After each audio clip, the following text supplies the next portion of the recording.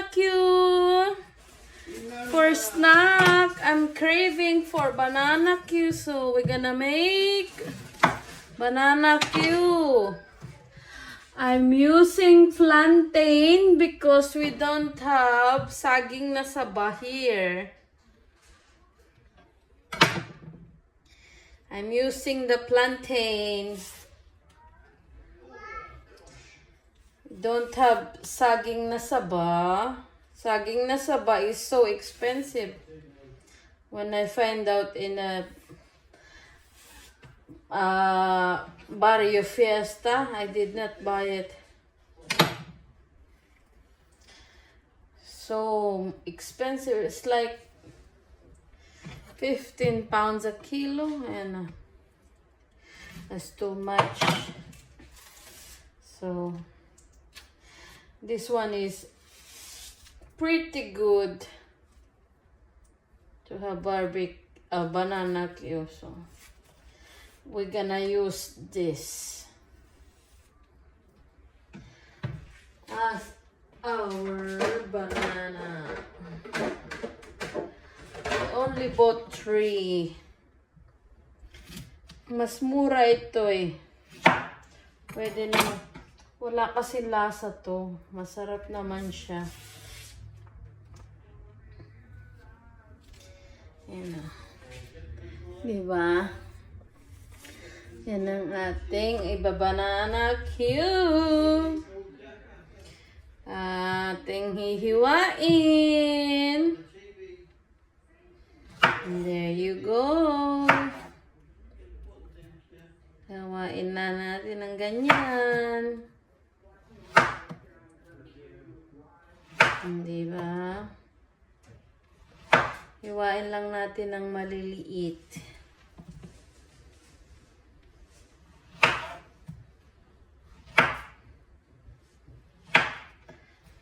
Ang ating banana Q here sa abroad dahil cannot afford ang saba.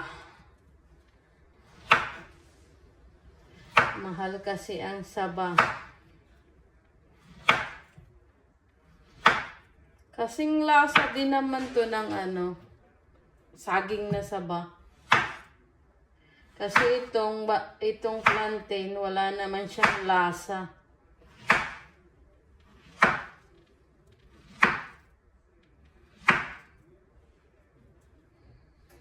Ayan. Tapos na nating hiwain. And now we're turn on. Yan, painitin natin ang ating kawali. Nakasan natin. Yan. Lagyan natin ng mantika. Ayan. O, diba? Ready to fry na. Painitin lang natin ang ating matika at tayo ready to fry na yung ating banana.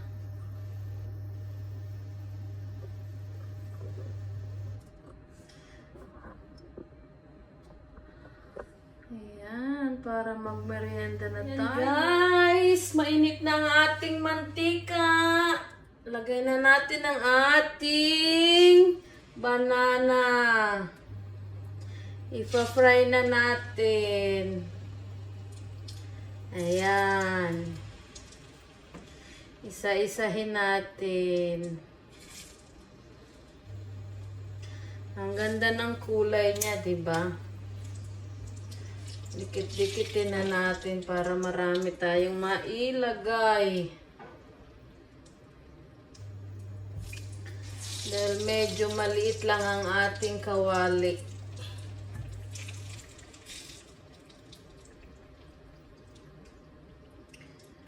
Ayun. Okay.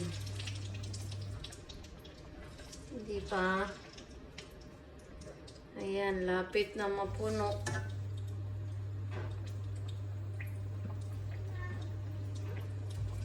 Yan.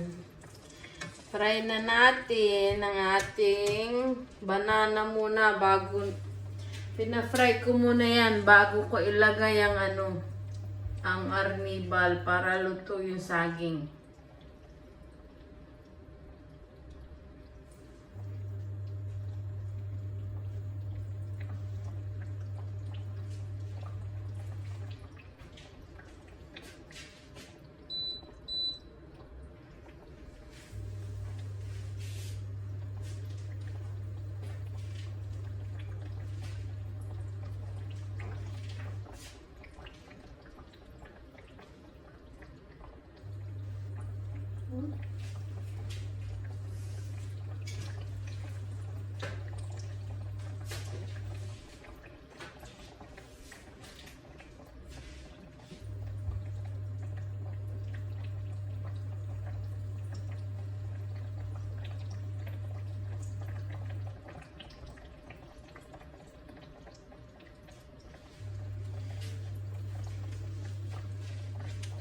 Kasya pa siguro to. Pagkasyahin na natin, maglagay ulit tayo ng iba pa.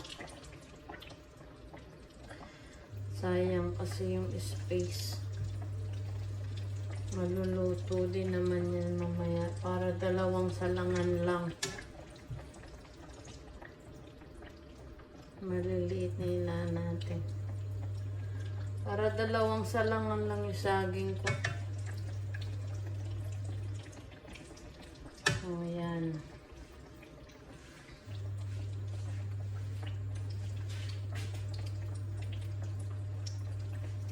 Nakasan na natin yung apoy.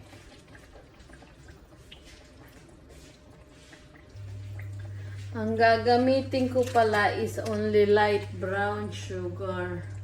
Yan. Light brown soft sugar. Ang daw siya pang moist, ideal for moist sponge, biscuits, and sweet sauces, but I will use it to caramelize my banana cue. Wala.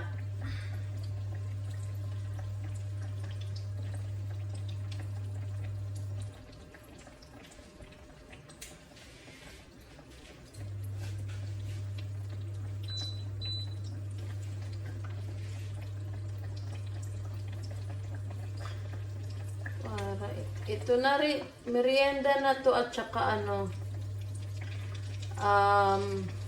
hapunan.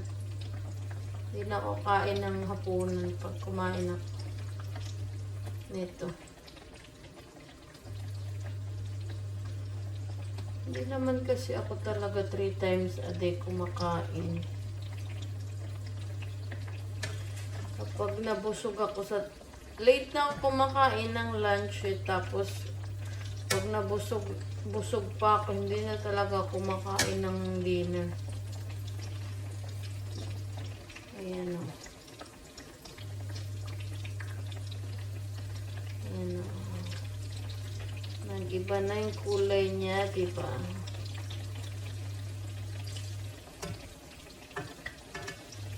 Masarap din to as banana cue. Pero syempre, mas masarap yung saging na saba. Syempre. Mahal naman. Tiisin ko na lang. Pag nakauwi na lang ako ng Pilipinas, saka na kakain ng saging na saba. O, diba?